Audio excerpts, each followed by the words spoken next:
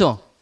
예. 저도 어렸을 때 동네에서 이제 그런 얘기를 들은 적이 있었던 것 같은데 참 신기합니다. 그러면서 그 사람이 뭐 자기가 잠깐 죽었는데 막 경험했던 얘기 막 해줄 때 사람들이 얼마나 귀 쫑긋 세우고 듣습니까? 그런데 여러분 생각해 보세요. 예수님 당시 정말 죽은 지 수일이 지나서 이미 부패가 시작돼 가지고 살이 썩는 냄새가 나는 사람이 살아나 가지고 일어나서 걸어 다니고 자기들과 함께 말을 한다고 생각해 보세요. 그걸 눈으로 직접 본다고 생각해 보십시오. 보고도 믿지 못할 광경이 아니겠습니까? 그쵸? 예. 자, 예수님께서 공생의 기간 동안 많은 기적들을 하셨지만 그 기적의 종지부를 찍는 그 사건은 뭐냐면 십자가에 달려 죽으시고 3일 만에 부활하신 거예요. 예. 그게 바로 예수님의 공생의 종지부를 찍는 그러한 사건이었습니다. 근데 왜 하필이면 오늘 본문에서 예수님이 죽은 사람을 살리셨는데 가난한 과부의 아들을 살리셨냐 이거죠. 부잣집 아들을 살리셨으면 더 좋았을 텐데 왜 사회적 약자인 과부의 아들을 살리셨을까? 그게 이제 생각해 볼 문제입니다. 네? 네. 자, 성서시대에 여성들의 사회적 지위를 한번 우리가 생각해 볼 필요가 있습니다. 그 당시에 여자들은 사회적 지위가 어땠는지 한번 생각해 볼 필요가 있어요. 자, 옛날에 우리나라는 남성 상위 시대였죠. 예, 남자는 상 위에서 밥을 먹는데 여자는 어디서 먹어요? 예, 상 아래서 밥을 먹어요. 예, 그보다 못한 분들은 부뚜막에서 먹습니다. 예, 그렇게 살았어요. 근데 엄마는 그래도 된 줄 알았어요. 그쵸? 예. 근데 이제 어느 순간부터 이제 여자들이 상위로 갑자기 자기 밥그릇을 올려놓기 시작하면서부터 여성 상위 시대가 되는 거예요. 예. 남자들이 이제 길을 펴지 못하는 시대가 되었습니다. 쉬는 날 일요일 날 모처럼 이제 리모컨을 들고 텔레비전을 보고 있는데 아내가 뭐라고 합니까? 빨래 좀 켜! 막 이렇게 얘기하죠. 근데 이제 계속 TV를 보고 있으면 막 아내가 와가지고 리모컨을 확 뺏어버려요. 그러면 남자가 딱 일어나죠. 그러니까 여자가 이제 뭐! 이렇게 얘기하잖아요. 그러면 남자가 뭐라고 합니까? 빨래를 걷어야 개지! 막 이러는 거예요. 예. 그래서 이제 당당하게 베란다로 나가서 빨래를 걷어와가지고 이제 빨래를 개죠. 참 이런 시대에 살고 있습니다. 우리 남자들이 힘든 시대에 살고 있는데, 여러분 성서시대 때 사라가 아브라함을 뭐라고 부른지 아십니까? 예? 주인? 주? 누나? 누나? 사라가 아브라함을 누나라고 불렀어요? 제가 잘 못 알아들었나요? 예, 사라가 아브라함을 뭐라고 불렀냐면, 예, 창세기 18장에 보면요, 12절에 보면 주인이라고 불러요. 주인. 예, 주인님 그러는 거예요. 주인님. 남편한테. 예. 자, 이 남편을 히브리어로 아돈이라고 그래요. 아돈. 이 아돈의 뜻은 주인이라는 뜻입니다. 주인. 자, 한번 불러보세요. 옆에 남편분한테 한번 불러보세요. 아돈 불러보세요. 아돈. 예. 예. 돈. 예. 돈. 예. 남편이 돈으로 보이죠. 돈으로. 예. 자, 근데 현대 히브리어에서도 남편을 뭐라고 부르냐면요. 바알이라고 불러요. 바알. 예, 바알. 바알은 뜻이 뭐냐면 소유주입니다. 소유주. 그러니까 아내는 남편의 그냥 소유물이에요. 소유물. 재산의 일부입니다. 예, 이렇게 여자가 성서시대에는 대우를 받지 못하고 살았어요. 그리고 이혼을 해도 신명기에 보면 이혼 사유가 있어야 됩니다. 그때만이 이혼이 가능한데 그 이혼 사유는 뭐냐면 간음이에요. 간음. 근데요, 예수님 당시에 양대 산맥에 두 랍비가 있었는데 한 랍비는 이것을 더 확대 해석을 해서 어떻게 했냐면 남자가 이혼할 사유 해가지고 여자가 접시를 깨뜨렸을 때, 예, 이혼 사유입니다. 그리고 또 어떤 이혼 사유가 있냐면 길을 가다가 예쁜 여자가 지나가요. 근데 그 남편이 그 여자를 봤는데 마음에 들어. 그럼 그것도 이혼 사유가 됩니다. 예, 이 정도로 여자는 거의 사회적으로 지위가 땅에 떨어질 만큼 떨어진 예, 정말 그 대우받지 못하는 그러한 여성지였습니다. 자, 근데 성경에서 이렇기 때문에 사람들이 이건 뭐 남성 우월주의 아니냐 막 이러거든요. 예. 근데 결코 그렇지 않습니다. 성경에서 하나님께서 아담을 창조하시고 그의 돕는 배필로 하와를 창조하셨잖아요. 근데 그 돕는 배필이 히브리어로 남성 명사일까요? 여성 명사일까요? 돕는 배필이 여자니까 당연히 여성 명사이겠죠. 여성형 명사인데 남성 명사를 쓰셨어요. 하나님께서.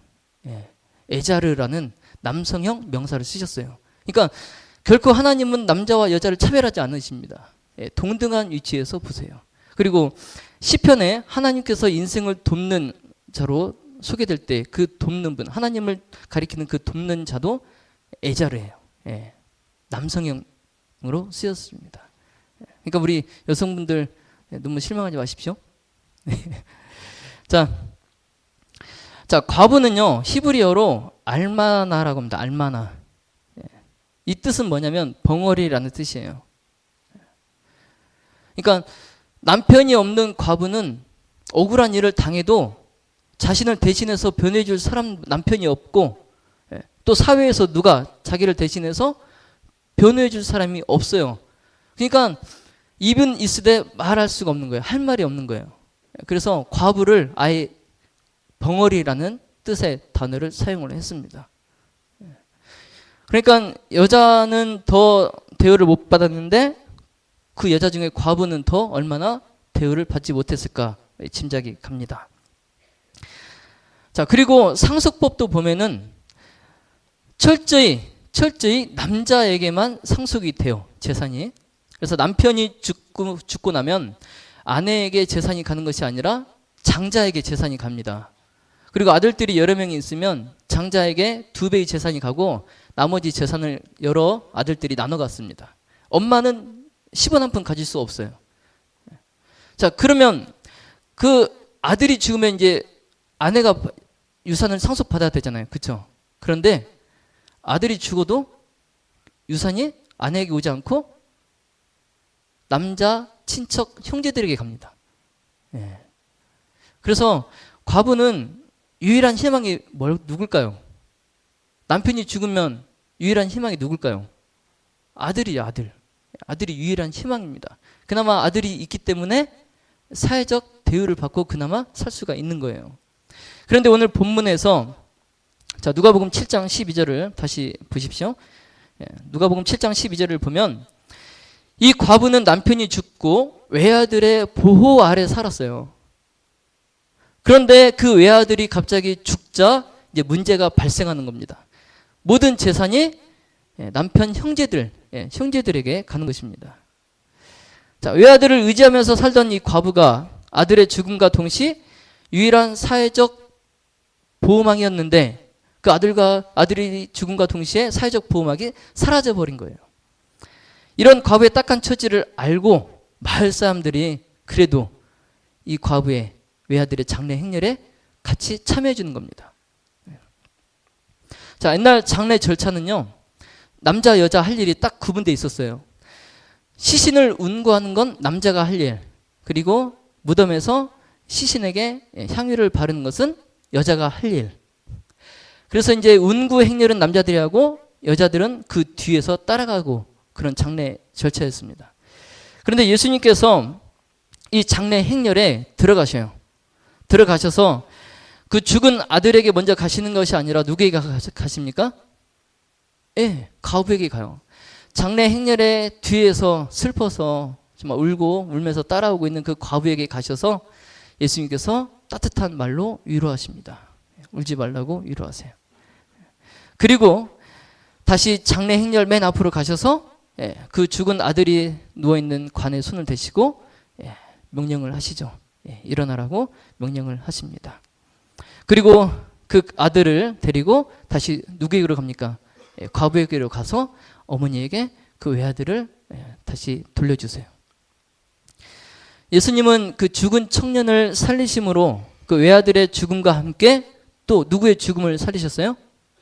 과부의 사회적 죽음을 살리셨어요. 자, 그래서 이 나인성을 보면요. 그 누가가 이 저자 누가가 그 도시 이름을 나인이라고 구체적으로 쓴 이유가 바로 여기에 있는 거예요. 나인이란 뜻은 즐거움이란 뜻이에요. 즐거움. 그 야곱의 12아들 중에 이사갈 지파가 속해 있는 땅인데 이사갈을 야곱이 축복해 줄 때 썼던 단어가 즐거움입니다. 즐거움. 그러니까 이 나인성은 즐거움의 땅이에요. 즐거움이 있는 곳입니다. 그런데 외아들의 죽음으로 온통 도시가 슬픔으로 덮여 있어요. 그 슬픔으로 덮여 있는 그 즐거움의 땅을 누가?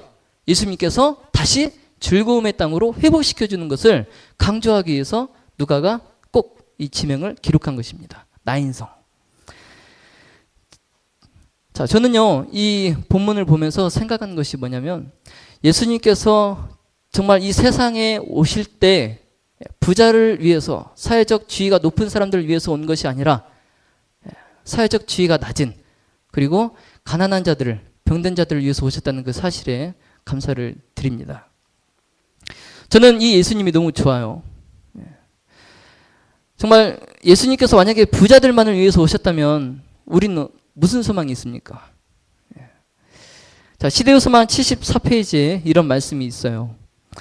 그가 자기를 낮추사 가난하게 되신 것은 우리가 비록 비천한 처지에 있을지라도 하나님과 동행할 수 있다는 것을 가르치기 위함이었다. 예수님께서 이 땅에 가난한 자로 오신 이유가 가난한 자의 처지를 맛보신 자기의 체험으로 그들의 근심과 고난을 잘 아시기 때문에 모든 비천한 사람들을 위로하고 격려하실 수 있기 때문에 가난하게 오셨다는 것이에요. 인간을 구원하기 위해서 하늘의 왕께서 인간이 되실 필요가 있었는데 그 인간 중에서도 가난한 자들을 위로하시기 위해서 가난하게 되실 필요가 있었던 거예요. 예수님께서 돕는 자가 되신 것은 바로 이 나사렛에서 가난한 환경 가운데 사실 때 그때였습니다. 자, 다시 본문으로 돌아오겠습니다. 야곱 창세기 본문으로 돌아오겠습니다. 야곱은 피곤한 몸을 땅에 눕히고 돌을 베개를 취해서 잠을 청합니다. 한 번도 집을 떠난 적이 없고 정말 누군가에게 쫓겨본 적도 없는 그런 야곱이 쫓기고 있다는 그 불안감과 공포에 얼마나 무섭고 절망적이었을까요? 이 처량하고 불쌍한 신세를 과연 누가 알아줄까요? 자, 부조와 선지자 184쪽에 이런 말씀이 있습니다. 하나님의 정부에 반역하기 전까지는 하나님과 사람 사이에 자연스러운 교통이 있었다. 그러나 아담과 하와의 죄가 하늘과 땅을 분리시켰으므로 사람은 창조주와 교통할 수 없었다. 그러나 세상은 소망 없는 상태로 홀로 내버려지지 않았다. 그 사닥다리는 하나님께서 정하신 교통의 매개인 예수님을 나타낸다. 그리스도께서는 연약하고 정말적인 인생을 무한하신 능력의 근원과 연결시키신다. 아멘. 야곱이 꿈에서 보았던 그 사닥다리는 누구를 나타낸다고요? 네. 정말 연약하고 절망적인 우리 인생들을 무한한 능력의 근원이신 하나님과 연결시키는 매개체, 그 사닥다리 예수님이셨어요. 자, 야곱은 죄로 인해서 멸망을 당해야 될 인생이었습니다. 하나님께서는 하지만 이런 가난한 영혼을 내버려 두지 않으시고 정말 의지할 곳도 없는, 그리고 의지할 것도 없는, 정말 집이 있었으면 언제든지 부르면 달려와서 도와주셨을 엄마도 없는 이런 상황에서 정말 어머니와 같은 음성으로 야곱에게 말씀하십니다.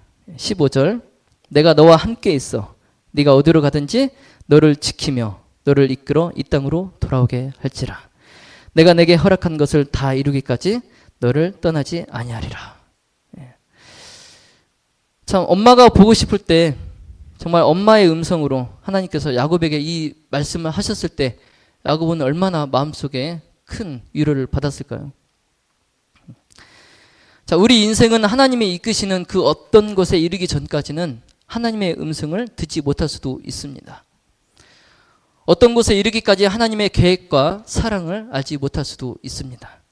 그러나 야곱이 돌을 취해서 베개 삼아 잠을 잤을 때 그가 자신과 하나님께서 함께 하신다는 그 사실을 알게 되었습니다. 들판에서 돌베개를 베고 잠을 잘 때야 야곱은 사닥다리가 땅 위에 서 있고 그 꼭대기가 하늘에 닿아 있다는 것을 보게 됩니다. 그 사닥다리로 하나님의 천사들이 끊임없이 오르락내리락 하고, 그리고 하나님께서 그 사닥다리의 끝에 서 계신 것을 보게 됩니다. 그때서 야곱이 이런 고백을 하죠. 하나님이 과연 여기 계시거늘 내가 알지 못했다. 자, 한 사람이요, 고물상에서 곤충 환자를 섭니다. 고물상, 우리나라는 아니겠죠? 고물상에서 곤충을 왜 샀을까요? 그 곤충을 가지고 뭐 하려고요? 은행에 가서 은행을 털려고 곤충을 샀어요. 근데 진짜 은행에 가가지고 은행을 텁니다. 얼마를 털었을까요? 6,000불을 털었어요. 그런데 그 돈을 가지고 도망가다가 잡혀요. 잡혀가지고 6년을 감옥살이 합니다. 근데 알고 봤더니 그 남자가 범행에 사용하기 위해서 고물상에 가서 구입했던 그 곤충 환자루, 그게 1918년째 곤충이랍니다. 그래서 지금 그것을 팔면은 10만 불을 받을 수 있대요. 그러니까 은행 가서 6,000불 털고 잡혀서 6년 감옥살이 하는데, 그가 자기가 고물상에서 샀던 그 곤충 환자루가 10만 불이라는 것을 알았다면 어땠을까요? 자, 우리도 마찬가지입니다. 예수님이 이미 우리와 함께 하신에도 불구하고 엉뚱하게 다른 곳에서 예수님을 찾아요. 내가 힘들고 어렵고 괴롭고 외로울 때 내 곁에 예수님이 계시지 않은 것 같아요. 그래서 자꾸 다른 곳에서 예수님을 찾습니다.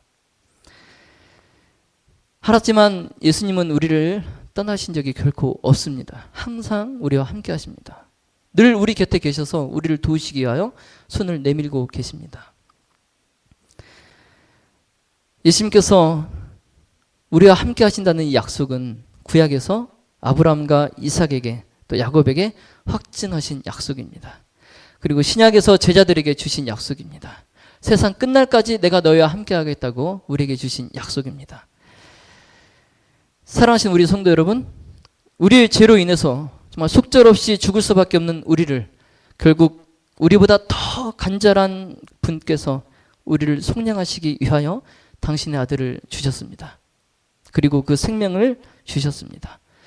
그리고 그리스도는 사닥다리가 되어서 죄로 분리되었던 우리를 하나님과 연결시켜 주십니다. 그 하나님께서 오늘 여기 우리와 함께 하십니다. 야곱처럼 절망 가운데 정말 희망을 발견하는 우리 모두가 되기를 주님의 이름으로 축원하며 말씀을 마칩니다.